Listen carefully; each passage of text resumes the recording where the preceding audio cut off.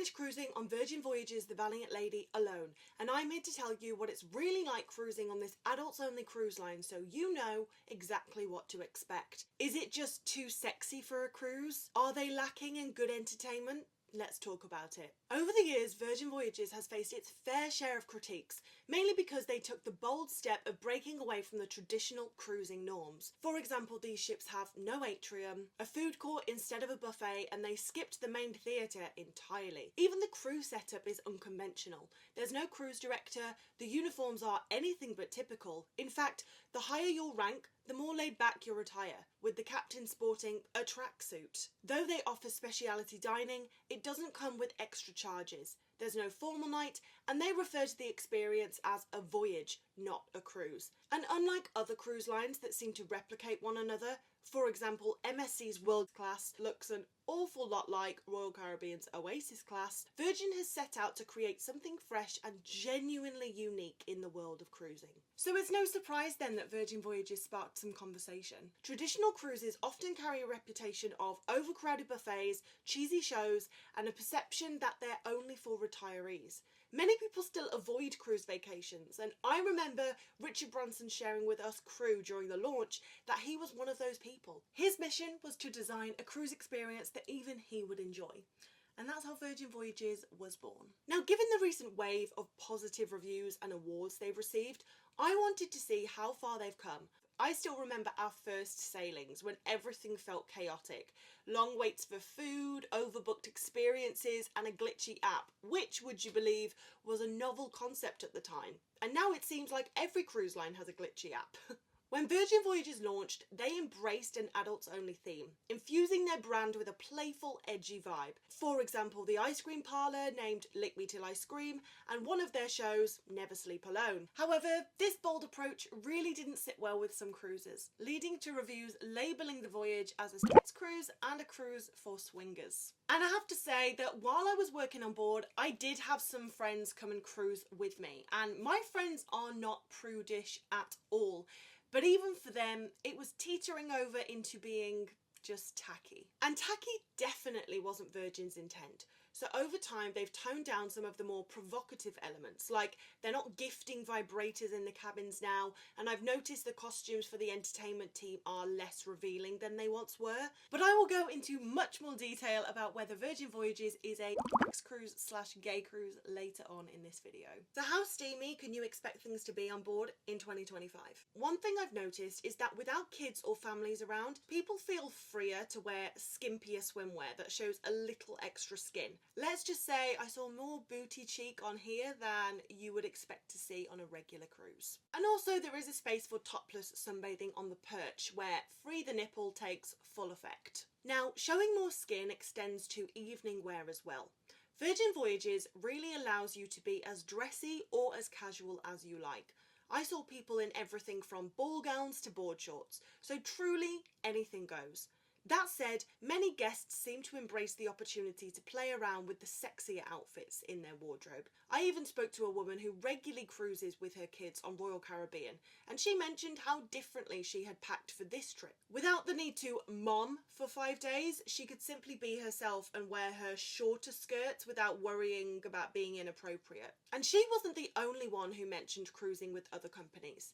It seems that while Virgin Voyages initially targeted people who had not cruised before, many of the passengers I spoke to were avid cruisers, but didn't necessarily have loyalty to a specific cruise line. And on the ship I was on, a large portion of guests were in their 30s and 40s. And Virgin truly nailed it when it came to catering to this demographic, especially with their evening entertainment and music choices around the pool. There's nothing more telling than seeing people up dancing and singing along, completely immersed in the fun.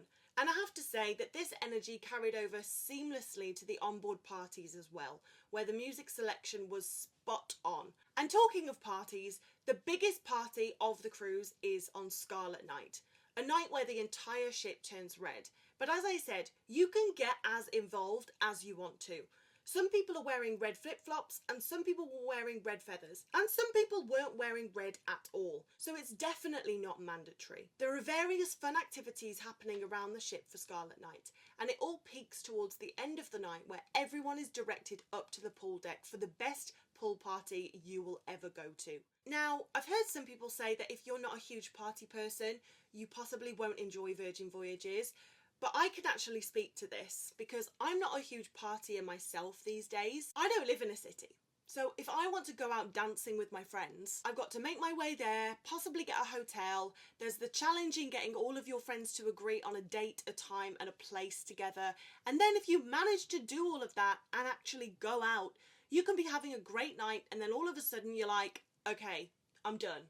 I want to go home now. But then you have to round up all of your friends to leave or tell them that you're leaving, and then you might have to wait for a taxi for God knows how long. So the beautiful thing about going out on a cruise ship is there is none of that stuff I've just mentioned. So if you're like me and you do like to have a dance and have a few drinks, but you don't go out because of the effort that's involved, I actually think you'll love going out on board Virgin. I mean, I have yet to meet someone who doesn't think the nightlife on Virgin is great. Because if I'm completely honest, the emphasis has clearly been put on the nightlife and the food. You will very rarely see or hear complaints about these two areas. But something you might hear negative reviews about though is the entertainment during the day. As I mentioned in my last video during the storm, I wouldn't want to be on a Virgin ship in bad weather for very long. During the storm, when everyone was forced inside and sunbathing wasn't an option, this highlighted the entertainment options Virgin had to offer, which were absolutely fine for one afternoon.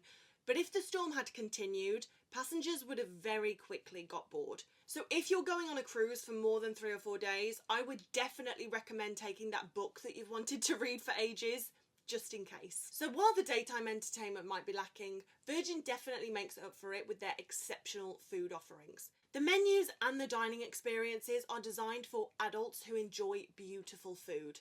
Not so much in the galley, but when you eat in the restaurants, the food is part of the experience. And for me, this is huge. One of my favourite things to do is go to eat in nice restaurants with my loved ones. So the idea of enjoying a unique dining experience every night of your voyage with the people you've chosen to cruise with is truly a treat. Now, of course, I was travelling solo, so I was dining alone. But I wanted to highlight that even as a solo traveller, the dining experiences are fantastic. The sophisticated, beautifully presented dishes are clearly designed for food lovers, offering an experience that is sure to impress anyone who appreciates fine cuisine. But now I want to address something Virgin is actively trying to move away from: being labelled a sex cruise, a gay cruise, and a cruise for swingers. Let's start with the swingers. There were definitely swingers on board the cruise I was on, but here's the thing. Any adults-only vacation, whether it's a hotel or a cruise, will inevitably attract this crowd. It's one of those things that's only really appropriate in an adults-only environment, right? Imagine being on a family cruise and seeing pineapples everywhere, with kids asking what they meant. Not exactly ideal. So while Virgin Voyages isn't marketed as a swingers cruise, the fact that it's adults only does naturally draw this type of crowd. Which brings me on to the idea of Virgin Voyages being a gay cruise. I've actually heard this a lot, and while it's true that Virgin is LGBTQ friendly, so are many other major cruise lines like Royal Caribbean, Celebrity, Azamara, Princess, just to name a few. And at the end of the day, cruises are a business, and businesses cater to anyone willing to pay for the experience, whether you're gay, lesbian, trans or straight. So no, it's not a gay cruise, but like every other cruise line, Virgin is more than happy to welcome you aboard. And after all, it's a good business strategy to make sure everyone feels included, because the goal is always to have you come back and rebook, right? And then that brings me on to Virgin being a sex cruise. They really did not help themselves by doing some of the things I mentioned at the start of the video, but then again, this did get people talking, and when you're launching a new company, that's what you want. So I have no idea whether it was a business strategy or whether it was accidental that they became labelled as a sex cruise. But nevertheless, I didn't feel this when I was working for them or when I was cruising with them. But even just by naming themselves adults only, well, we all know what comes to mind when something is labelled adults only. So, with all that in mind, who is this cruise for? If you're someone who loves the traditional cruise setup, then Virgin Voyages might not be the right fit for you. It's a departure from what you might expect on a classic cruise, so you'll definitely need to come in with an open mind if you've cruised before. But if you love good food, enjoy a good night out, appreciate beautiful, thoughtfully designed spaces, and are happy to entertain yourself during the day, whether that's by exploring the ports or just relaxing with a book on board, then you'll likely have a great time. And if you're open to a bit of cheekiness in your entertainment, Virgin Voyages could be right up your street. It's definitely not for everyone, but from what I've observed, it's like Marmite. People either love it or hate it. And Virgin has definitely built a strong, loyal fan base because of how polarising it is. Personally, I think Virgin Voyages has done a fantastic job of blending fun with sophistication. Everything now feels very tasteful, and it's clear they've really refined their product. While there was definitely some controversy early on, I don't think it's too raunchy for most cruises anymore. But I want to know what you think. Are you tempted? Let me know in the comments. But thank you so much for watching, and also thank you for all the love you've shown on my last video. If you have any ways that I could improve this video, I know some people mentioned the sound, so I've tried to make it better in this one. Let me know if it is better. But yeah, really appreciate you taking the time to watch this video, and I'll see you in the next one, hopefully.